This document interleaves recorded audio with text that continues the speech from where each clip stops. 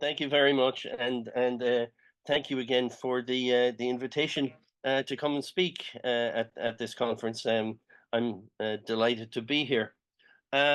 Just to provide a little bit of context, I'm in the School of Law at the University of Galway. I've been teaching law since 1995. My focus is in criminal law. I've been teaching criminal law for about 30 years. So one hopes at this point I have some idea of what I'm doing. Might even some might say I'm halfway good at it. I have two classes on criminal law, which I thought were large classes, but apparently I'm in the same position as Karen. Next to Jacqueline, we're actually doing okay. Um, in both classes, it's a mandatory module. I have 145 law students. These are students who are enrolled in law programs leading to a law degree, and many of them will go on to qualify professionally as solicitors and barristers. But I also have a class of arts students because we offered the opportunity to study law within a broader arts context. And in that class, there are about 120 students, including typically about 20 Erasmus students each year. So between the two, you've got about 260 odd students. Most of them are traditional students, 18 to 24 age group. There are some adult students, there are some foreign students, but the majority are Irish based, and the majority, in fact, are women as well. So that's the basic context. And I have been interested in the notion of the flipped class methodology for several years, and I've been experimenting with it, playing with it, but at some point you kind of have to decide, am I going to go all in or not? And this last year, I decided I would go all in. I would flip my classes completely. Many of you, I'm sure, are familiar with the concept of the flipped class. For those of you who aren't, essentially it's an idea in which we flip the traditional location of learning. Traditionally, as you know, students come into class and the lecturer starts talking, they take notes, and then they go home and they do their own work on their own in their own time. With the flip class, we reverse that. The students do their direct instruction in their own time, asynchronously, and then come into class, and that class time is used for interactive activities.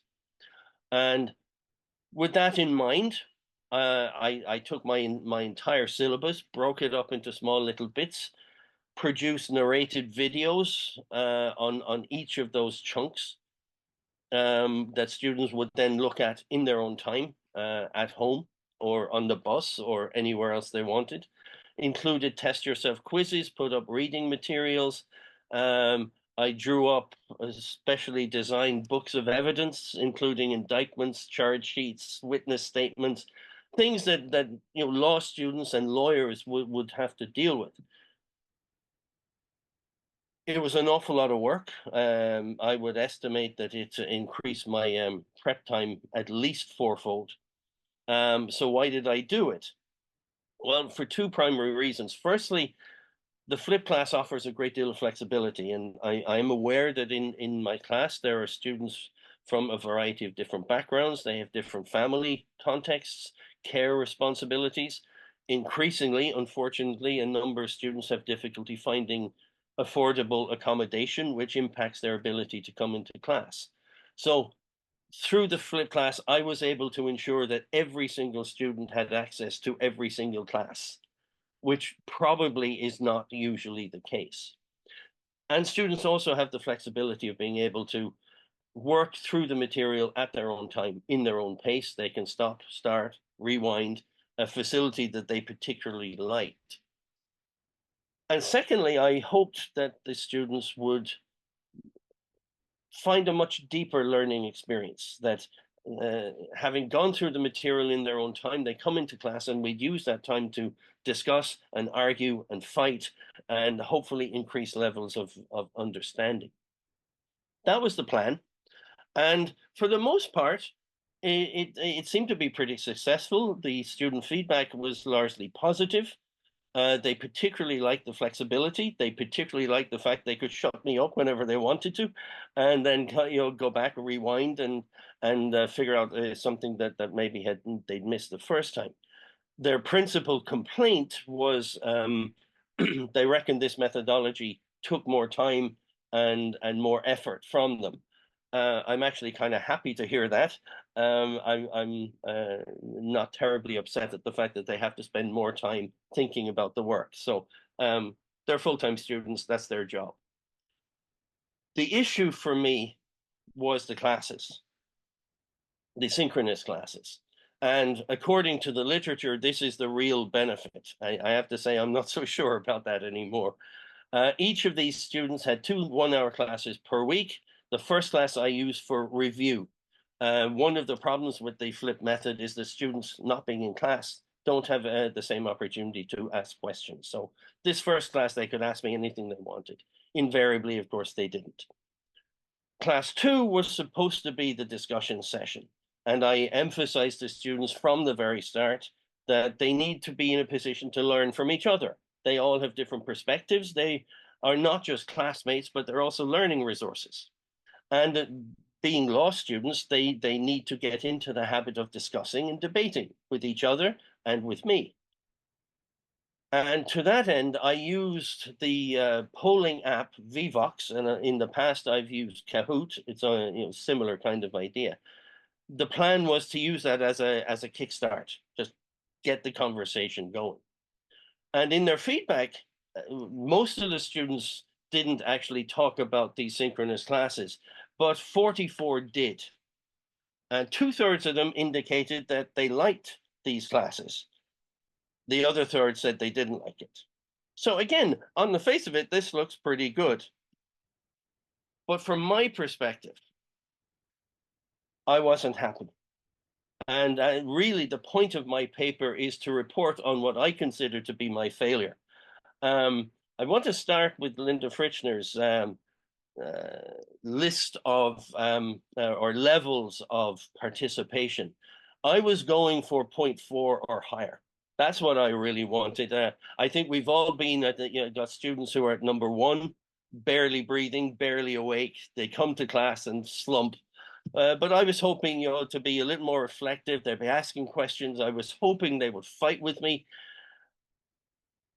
Not so much, not so much. I think barely made number 2, which was disappointing. There was a very marked reluctance for students to engage, to ask questions, to answer questions that I put out there, and there'd be silence and tumbleweed blowing down the road. I tried to alter my strategy. So instead of asking for a response, I would ask who voted what way on the Vivox poll. And they'd put up their hands, and then I'd say, haha, you, what do you think?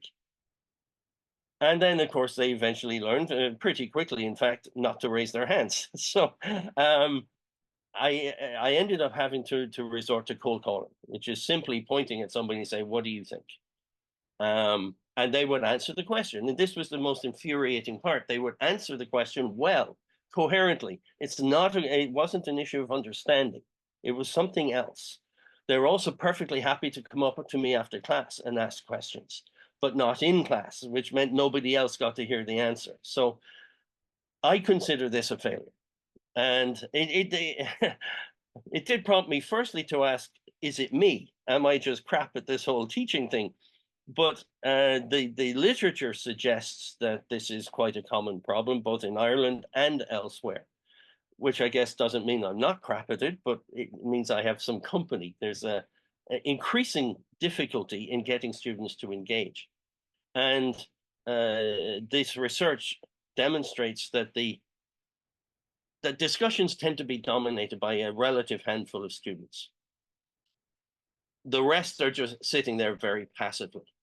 So what do we do about this? Well, first issue is the size of the class itself. There's a lot of research to suggest that large classes themselves act as a disincentive to participation. Students are particularly concerned about speaking in a large class. They're far more likely to do so in smaller classes. So it would be great if we could reduce class sizes. Secondly, make use of anonymity. And again, there's good research here to show that students are especially concerned about how their comments and questions will be received by their classmates. Never mind the lecturer, but their classmates. So technology could be used here to allow some form of participation, but with anonymity attached. Thirdly is the old cold calling strategy that I used.